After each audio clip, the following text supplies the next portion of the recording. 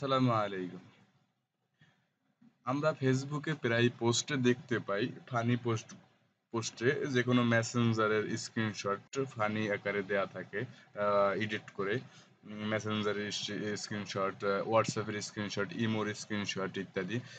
এই পোস্টগুলা কিভাবে ক্রিয়েট করে এবং স্ক্রিনশটগুলা কিভাবে এডিট করে কাস্টমাইজ করে নেয় নিজের মতো করে তারপরে এই পোস্টগুলা করে। আপনি চাইলে আজ থেকে আপনিও করতে পারবেন। আমরা ডেস্কটপ স্ক্রিন থেকে শেয়ার করতেছি। আপনি চাইলে আপনার কাছে যদি একটি অ্যান্ড্রয়েড ফোন থাকে, আপনি অ্যান্ড্রয়েড ফোন দিয়েও করতে পারবেন। আপনি অ্যান্ড্রয়েড ফোনের যেকোনো ব্রাউজারে যাবেন, ডেস্কটপ সাইড মোড অন করে নিবেন। ডেস্কটপ সাইড মোড অন করার পরে আপনি হুবহু ডেস্কটপ স্ক্রিনে যেভাবে দেখতে পাবেন, হুবহু একই রকম স্টেপ বাই স্টেপ ফলো করে কাজটি আপনিও করতে পারবেন। আমরা প্রথমে ক্রোম ব্রাউজারে চলে যাই। ক্রোম ব্রাউজারে আসার পরে উপরে সার্চ বারে আমরা সার্চ করব UIZARAD.OI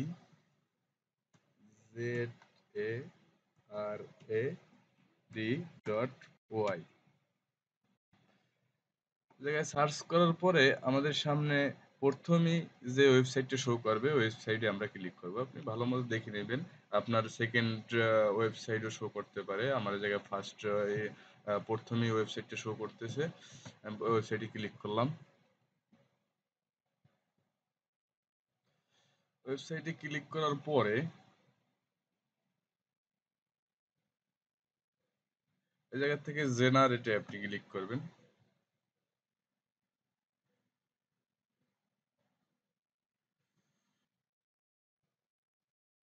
জেনারেটে ক্লিক করার পর সাইন আপের অপশনটা আমাদের সামনে চলে আসবে। সাইন আপের অপশন চলে আসার পর আমরা সাইন আপ উইথ গুগলে ক্লিক করব।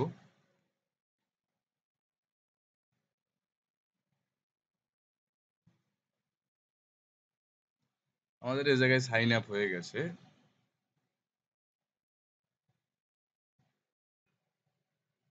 এখান থেকে আমরা স্টার্ট ফ্রম স্ক্রিনশটে ক্লিক করব। তারপর আমরা বাম কর্নারে প্লাস আইকনে ক্লিক করব, তারপর জেনারেটে ক্লিক করব, তারপর আপলোডে ক্লিক করব। আপলোডে ক্লিক করার পর আমাদের এরকম গ্যালারি শো করবে। গ্যালারি থেকে আমরা যে কোনো একটি স্ক্রিনশট নেব।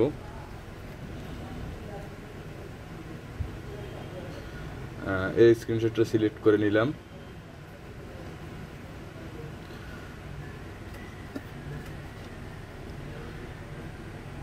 আমাদের সামনে স্ক্রিনশটটি লোড নিতেছে।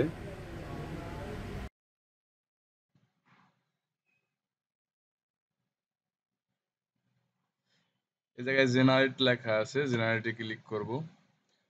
জেনারেটে ক্লিক করার পরে আমাদের এই জায়গায় আমাদের স্ক্রিনশটটা শো করবে। আমরা একটু জুম করে দেখি। এরকম আমাদের স্ক্রিনশটটা শো করবে। আমরা চাইলে এই স্ক্রিনশটটা আমাদের চয়েস মতো কাস্টমাইজ করে নিতে পারবো। যেমন এই জায়গায় একটা লেখা আছে, আমি এটাকে কাস্টমাইজ করে অন্য কিছু লিখে আহ, দিব।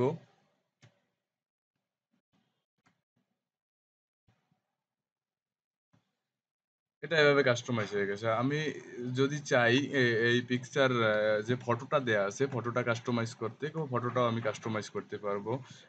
আপনি এ জায়গায় এভরিথিং সবকিছু কাস্টমাইজ করতে পারবেন। স্টেপ বাই স্টেপ আপনি সবকিছু ক্লিক করে কাস্টমাইজ করে নেবেন। আপনি প্রত্যেকটা লেখা, প্রত্যেকটা আপনি যদি চান এ জায়গা থেকে এটা ক্যানসেল করে ডিলিট দিয়ে দিতে, আপনি চাইলে সেটাও ডিলিট দিয়ে দিতে পারেন। এভাবে আপনি এ জায়গার এভরিথিং সবকিছুই আপনি কাস্টমাইজ করতে পারবেন। কিন্তু এ জায়গায় মূলত কাস্টমাইজ করার পরে আমাদের ফটোটা সেভ করতে হবে বা স্ক্রিনশটটা সেভ করতে হবে। এটা একটা গুরুত্বপূর্ণ বিষয়। সবশেষে স্ক্রিনশট সেভের বিষয়টা একটা গুরুত্বপূর্ণ বিষয়। আমরা এক্সপোর্টে যখন ক্লিক করব, এক্সপোর্টে ক্লিক করার পরে আমাদের এই জায়গায় সেভের অপশনটা আসবে না। তখন আমাদের সেভের ক্ষেত্রে এই জায়গার পদ্ধতিটা একটু আলাদা। আমরা প্রথমে স্ক্রিনসে ক্লিক করব। স্ক্রিনসে ক্লিক করার পরে আমাদের নিচে স্ক্রিনসে রিভিউ শো করবে। আমরা তখন এই নিউ স্ক্রিন আমাদের এই স্ক্রিনশটের উপরে একটা ক্লিক করব। ক্লিক করার পরে তখন আমরা এই জায়গা থেকে এক্সপোর্ট এ ক্লিক করব। যখন এক্সপোর্ট এ ক্লিক করব তখন আমাদের এই জায়গায় এক্সপোর্ট এর বা সেভ এর অপশনটা শো করবে। এক্সপোর্ট এর অপশনটা শো করবে। তখন আমরা এই জায়গা থেকে ক্লিক করে 4x করে দিব। 4x যদি না করে দিই এটা 4x জুম। 4x যদি না করি আমাদের আ স্ক্রিনশটটা এইচডি হবে না, কনভার্ট আকারে দেখা যাবে। আর এই জায়গা থেকে আমরা জেপিজি করে দেব।